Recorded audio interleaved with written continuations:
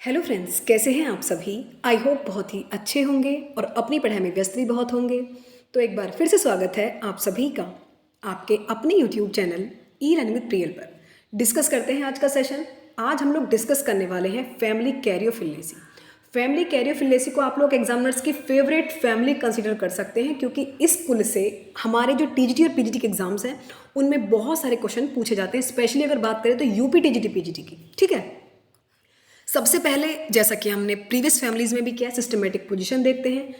कैरियोफिलेसी का जो another name है, इसको पिंक फैमिली, इसको क्या कहते हैं, इसको पिंक फैमिली या फिर कार्नेशी फैमिली भी कहा जाता है। पिंक फैमिली कहने का इसका रीज़न पता है क्या है?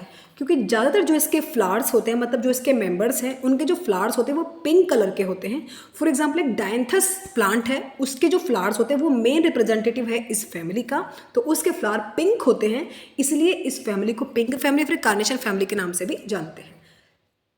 सबसे पहले हम इसका देखते हैं इसकी सिस्टमेटिक पोजीशन कि इसकी क्लास कौन सी। तो भाई डाइकॉट्स है, डाइकॉटिलीडन है, यानी कि इनके एम्ब्रियो में 2 कॉटिलीडन्स होते हैं। डाइकॉट्स की कैरेक्टरिस्टिक क्या क्या है? एक तो इनकी जो रूट्स होती हैं वो कौन सी होती हैं, टैप होती है कि एडवेंटिशियस होती हैं? भाई डाइकॉट्स के कैरेक्टर यही होते हैं कि वो टैप रूट होती हैं। ठीक है, और अगर आप मोनोकॉट की बात करेंगे तो मोनोकॉट का कैरेक्टरिस्टिक्स क्या है कि वो एडवेंटिशियस टाइप की रूट्स होती हैं। अब डाइकॉट्स के कैरेक्टर क्या क्या होते हैं कि भाई एक तो इनके पास टैप रूट है, और एक जब इनका वेनेशन की आप बात करते हैं तो वेनेशन में रेटिकुलेट होता है डाइकॉट्स के प्लांट्स के अंदर। तो रेटिकुलेट वेनेशन है लीव्स का, और रूट्स कैसी होती हैं, टैप रूट्स। ये मेन कैरेक्टर होते हैं, इनको देख के तो पता लगा ही सकते हैं कि भाई ये डाइकॉट है। तो बेसिकली इनके सभी मेंबर्स के अंदर ये कैरेक्टर्स होते हैं, इसलिए इन जो फैमिली है उसको डाइकॉट्स के अंदर रखा गया है। यहाँ तक की बात क्लियर है, तो आगे बढ़ते हैं। सब क्लास होती है इनकी पॉलीपेटली। पॉलीपेटली दैट मीन्स जो पेटल्स हैं उनकी संख्या काफ़ी ज़्यादा होती है। तो पॉलीपेटली दैट मीन्स जो पेटल्स हैं वो काफ़ी सारे होते हैं। ठीक है, नेक्स्ट अगर बात करें सीरीज की तो थैलेमी फ्लोरी सीरीज के अंदर इनको रखा गया है। फ्लावर होते हैं हाइपोगानस, यानी कि जो सुपीरियर ओवरी इनके अंदर देखी जाती है।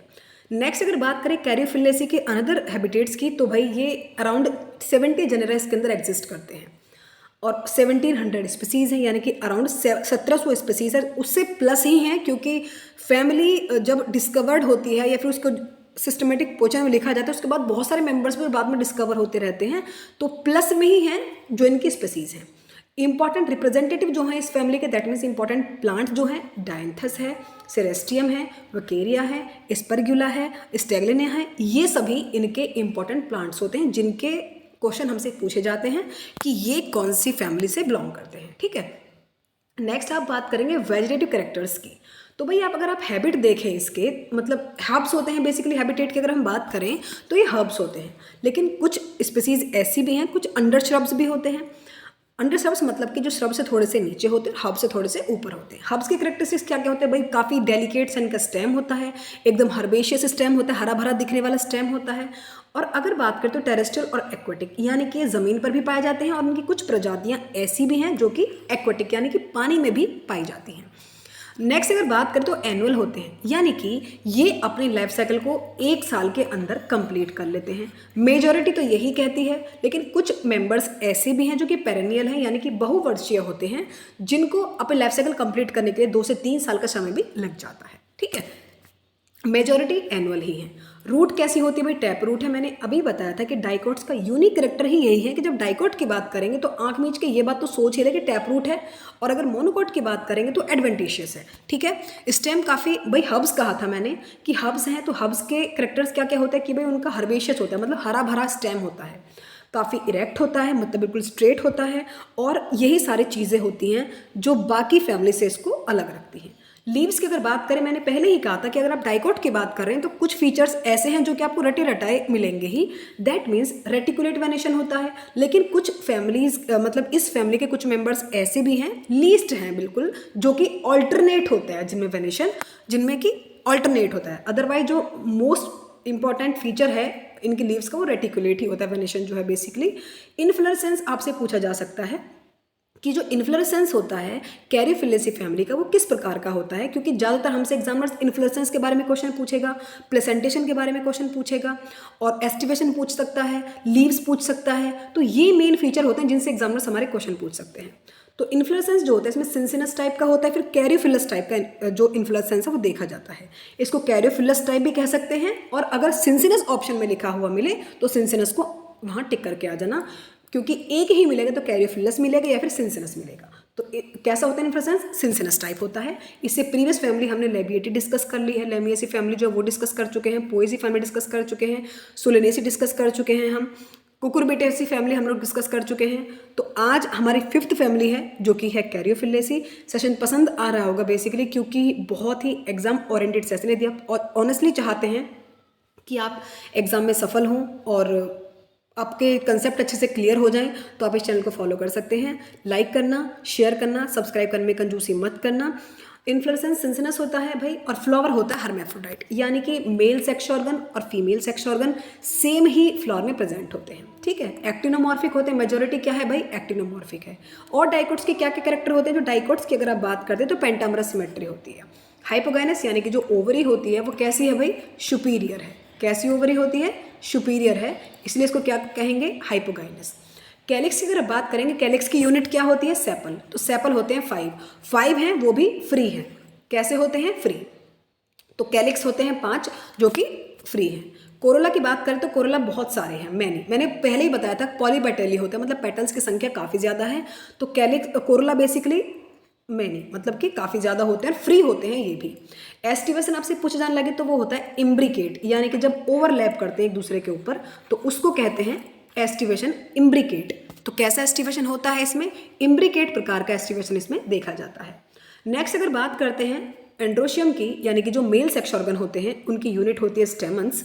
तो स्टेमन्स की संख्या 8 भी हो सकती है, 5 भी हो सकती है, 4, 3, 1, इनफैक्ट 10 तक भी स्टेमन इनमें देखे गए हैं। ठीक है, गाइनोशियम जो कि फीमेल सेक्स ऑर्गन है, इनकी संख्या 2 से 5 तक देखी जाती है, उनकी यूनिट होती है कार्पल्स। ठीक है जी। सिन कार्पस यानी कि जो ओवरी होती है, जो गाइनोशियम के जो बेसिकली कार्पल्स हैं वो फ्यूज्ड होते हैं। जब फ्यूज्ड होते हैं तो उसको सिन कार्पस कहते हैं। ऐसी कंडीशन को ओवरी सुपीरियर है। यूनिलोक्यूलर यानी कि इनमें सिंगल लोक्यूल प्रेजेंट होता है।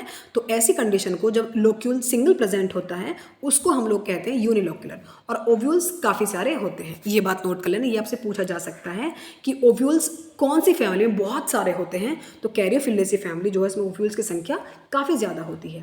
प्लेसेंटेशन लास्ट 2021 वाले एग्जाम में पूछा गया था कि कैरियोफिलेसी में प्लेसेंटेशन कौन सा होता है। तो कैरियोफिलेसी फैमिली में प्लेसेंटेशन फ्री सेंट्रल टाइप का होता है। ये बात आपको याद रखनी है बहुत अच्छे से। ठीक है, फ्रूट की अगर हम बात करें तो फ्रूट यूनिलोक्यूलर कैप्सूल होता है। यूनिलोक्यूलर कैप्सूल होता है स्टिलेरिया में और स्पर्गुला में। इनमें जो फ्रूट है वो कैसा होता है, जो प्लेसेंटेशन है वो होता है आपका फ्री सेंट्रल यूनिलोक्यूलर कैप्सूल होता है स्टिलेरिया में और स्पर्गुला में। यहाँ तक की बात क्लियर है। और एकिन्स और नट टाइप का फ्रूट भी होता है, ये होता है आपका डिस्फेनिया में। और एक स्पीसीज होती है इसकी हर्निएरिया। हर्निएरिया में होता है एकिन्स और नट टाइप का, और डिस्फेनिया में भी नट टाइप का ही होता है। स्क्लेरेंथस में भी नट टाइप का ही होता है। लेकिन जो स्टिलेरिया और स्पर्गुला इंपॉर्टेंट प्लांट है उनमें यूनिलोक्यूलर कैप्सूल टाइप का फ्रूट इसमें देखा जाता है। ठीक है, सीड की अगर आपसे बात पूछी जाने लगे कि सीड कैसे होते हैं, तो सीड काफ़ी छोटे और एंडोस्पर्मिक होते हैं, स्मॉल एंडोस्पर्मिक सीड होते हैं। पॉलिनेशन इंसेक्ट्स के माध्यम से होता है, और जब इंसेक्ट्स के माध्यम से पॉलिनेशन होता है तो उसको एक टर्म दिया जाता है जो मैंने पॉलिनेशन में डिस्कस भी किया था। वो मुझे कमेंट सेक्शन में बता देना कि जब इंसेक्ट्स के माध्यम से पॉलिनेशन होता है तो उसको हम क्या टर्म देते हैं। ठीक है, अगर आपसे बात करने जा लगे फ्लोरल फार्मूला की, भाई एक्टिनोमॉर्फिक होते हैं, एक्टिनोमॉर्फिक हैं, बाइसेक्सुअल हैं, ये भी नोट कर लेना। बाइसेक्सुअल का सिंबल ये होता है, यानी कि हर्मेफ्रोडाइट है। Female sex organ male sex organ same ही फ्लावर में प्रेजेंट होते हैं। कैलिक्स की संख्या 5 होती है और कोरोला आपके 5 होते हैं। एंड्रोशियम 5 हैं और 5 + 5 यानी कि 10 भी हो सकते हैं। मैंने बताया था स्पर्गुला की एक स्पीसीज जिसमें कि 10 स्टेमन प्रेजेंट होते हैं। और गाइनोशियम 2 से 5 तक गाइनोशियम की संख्या देखी जाती है। और गाइनोशियम के नीचे सिंबल लगा लेना, बिकॉज ओवरी अगर सुपीरियर होती है तो नीचे ये साइन आता है। ये तो बेसिक बातें आपको पता होनी चाहिए। ठीक है, नेक्स्ट बात करें तो यहाँ तक की बात तो बिल्कुल क्लियर है।